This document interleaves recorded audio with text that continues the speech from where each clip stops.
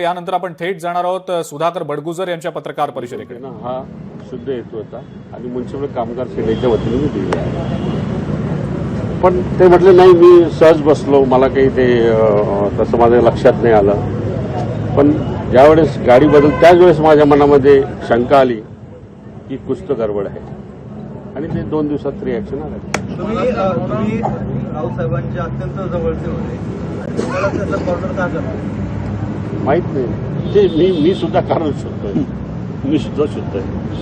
मनातल्या भावना व्यक्त केल्याची शिक्षा आहे का? कारण मधल्या काळात आम्ही बघितलं तुम्ही एका कार्यक्रमात काहीतरी सांगत होता शिवसैनिकांच्या अधिवेशनामध्ये त्यावेळेस पण थांबवला.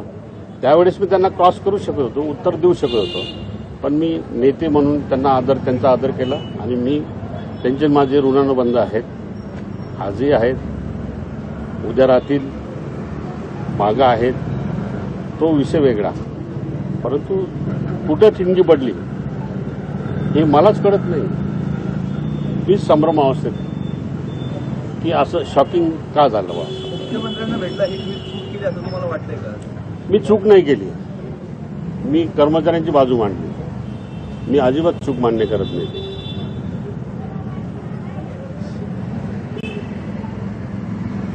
त्यांच्या मनामध्ये भीती काय आली आणि कोणी संशय निर्माण करून दिला ते मला आजपर्यंत कळलेलं नाही. आता प्रतिक्रिया देताना आपण भाऊक झालेला आहात. आता आपण म्हटलं की कारस्थान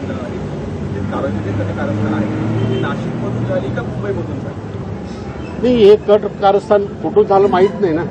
आता मी त्याच्यावर काय प्रतिक्रिया देणार? त्यांना निर्णय घ्यायचा होता, त्यांनी तो निर्णय घेतला.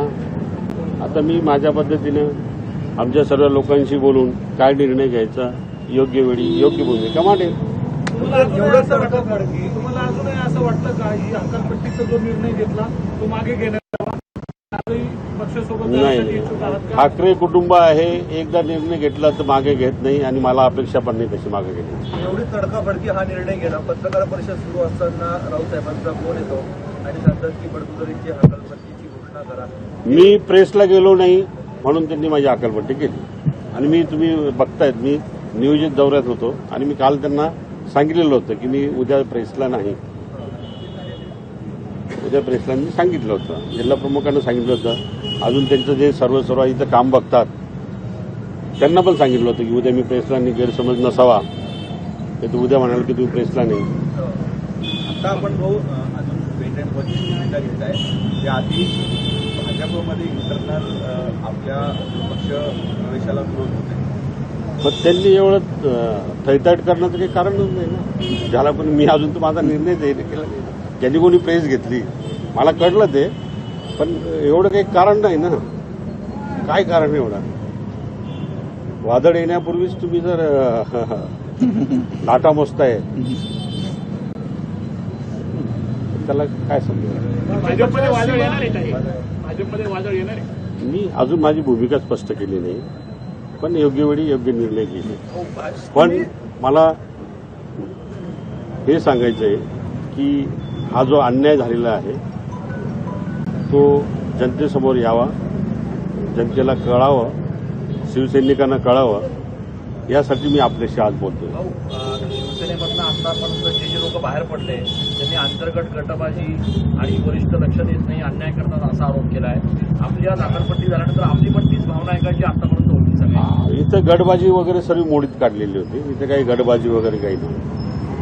इथं काही म्हणजे कोणी माझ्या विरोधात किंवा माझ्या बाजूने असं काही हे नव्हतं. माझा मान सन्मान या ठिकाणी मिळत होता. माझं मी काम करत होतो आणि एवढी प्रतिष्ठा निर्माण केली होती पक्षामध्ये की सर्व सन्मान करत होते. असं काही कोणी माझा अनादर केला पक्षामध्ये असंही नाही, किंवा स्थानिक नेत्यांनी माझा अपमान केला असंही नाही.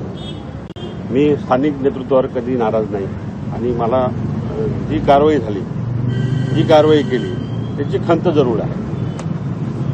पक्ष संघटनेत बदल केला म्हणून नाराजी व्यक्त तुम्ही केली होती, परंतु नाही, काल पण मी फोनवरती तेच बोललो त्यांच्याशी की साहेब, जे संघटनात्मक बदल झालेत त्यामध्ये एक तर विलास शिंदेंना तुम्ही जिल्हा प्रमुख करायला पाहिजे आणि बाकीचे डीजी इच्छुक होते, डीजींना तुम्ही शहर प्रमुख केलं असतं चाललं असतं. हे डीजी सुरेशला स्वतः मान्य होतं की मला शहर प्रमुख करा म्हणून.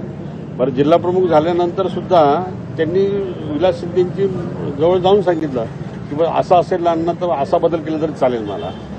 विलासांना काय म्हटलं की ठीक आहे आता दिलंय तू तुझं पद्धतीने काम कर. लोकशाही मराठी ऐका, पहा, जागरूक रहा.